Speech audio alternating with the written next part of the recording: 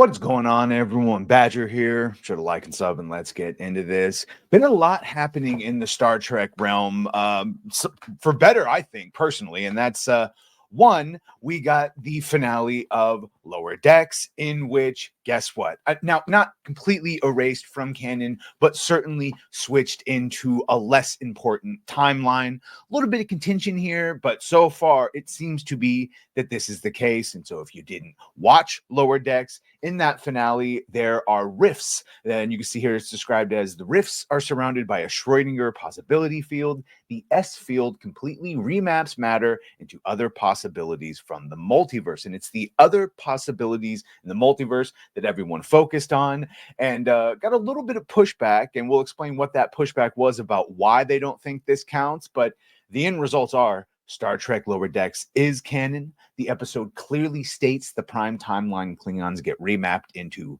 possibilities from the multiverse. They get remapped into, as we see, Discovery era Klingons. So the Discovery Klingons are from the multiverse. Ergo, Discovery is from the multiverse. Zero confusion. I was not confused by it. And the people who did, Phantom Pulse and others who said that no, because Star Trek Academy is coming out, and that's set in that timeline, and Section 31. I was almost going to call it Starfleet, but just Section 31, the movie with Michelle Yeoh, is coming out. And all that would mean to me is that those two products are now in this own separate Discovery timeline, separate from the Prime one, separate from the Star Trek Online one, and separate from the JJ verse one. Either way, we are hearing that Robert Kurtzman is out, that his destruction with Discovery and Picard, and at least the first two seasons, and a lot of Lower Decks and Strange Worlds, which is at least the most popular of all of them, but still horrible, has led to 80% of the merchandise going away. Star Trek never had the best merchandise anyway. It was not like Star Wars, where the majority of the money was coming from toys and everything like that. This has been independently, so not just his Phantom Pulse heard this, but Andre from Midnight's Edge, go check out his videos. He and his sources have heard that, yeah, Kurtzman is on his way out. He's just failed too much. And unlike Kathleen Kennedy, he apparently doesn't have tapes of where all the bodies are kept. But we do still have those TV shows that he made, and we have that movie, Section 31. And now we've got one of the actors. He seems to be quite aware of how people think of Kurtzman Trek, and he seems quite aware of how we are going to be reacting to Section 31.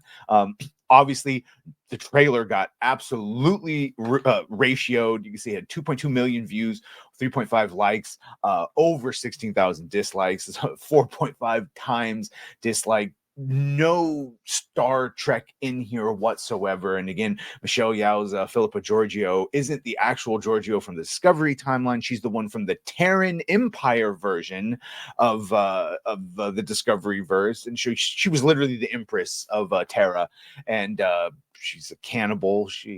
It's fun, but again, Michelle Yeoh, the only Asian actress in Hollywood they can hire. One of the actors in it, he seems to be very aware of what's going to happen. Robert Kazinsky plays a character named Zeph.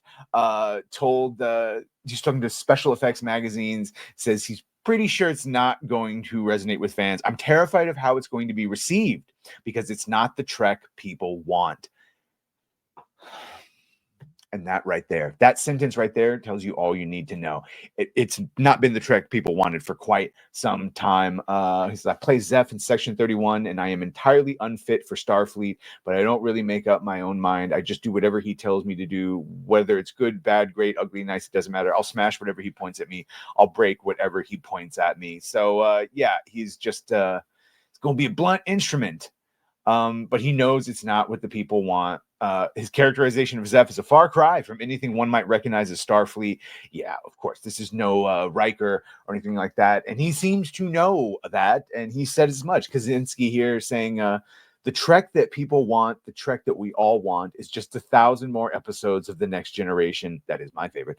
Everyone's always furious that they're not getting more The Next Generations, whilst at the same time, when The Next Generation came out, everybody hated it. I don't know about that, and it did take a couple seasons to mature, but I think what everyone is asking, and it's the reasons that Strange Worlds or whatever it is, the Anson Mount one with Pike, is at least somewhat popular. And it's like, you have Starfleet crew with the colorful tops and they're going on adventures, and just it has less of the pronoun lecturing than Discovery did proper. And like I said, for a lot of people, when they're already used to a Star Trek that's a progressive world, 23rd century, and all of a sudden you have a trans trill start lecturing a gay man about pronouns, well, that's just not going to make anyone want to keep watching your show. Either way, let me know what you think about this. Can you wait for Section 31, Starfleet Academy? What about that? What about that show, the Harry Potter and Star Trek? It's going to be great. I've been reliably informed. Spoiler, I have not been reliably informed that. Anyway, let me know what you think about all this. Be sure to like and sub. If you have done that, thank you. If you're going to do that, thank you. Well, bye.